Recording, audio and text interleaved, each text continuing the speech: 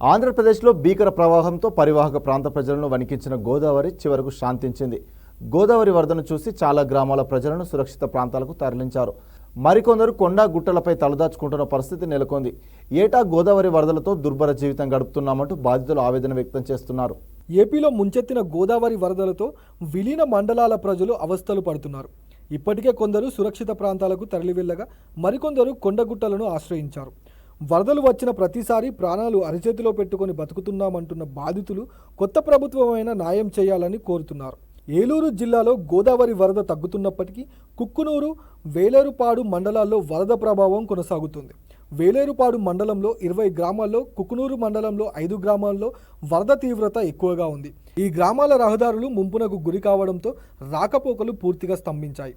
లచ్చగూడెం, రుద్రకోట గ్రామాలను వరద నీరు చుట్టుముట్టగా గ్రామస్తులు సమీప కొండగుట్టలపై తాత్కాలిక గూడారాలు వేసుకున్నారు. గుట్టలపైకి వెళ్లి వారికి విద్యుత్ సదుపాయం కోసం జనరేటర్ అందుబాటులో ఉంచారు.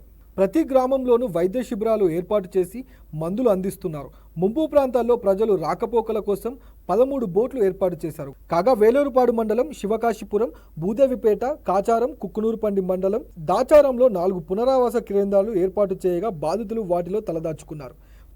ప్యాకేజీ నిధులు అందించి పక్కా ఇళ్లు కట్టించాలని నిర్వాసితులు కోరుకుంటున్నారు.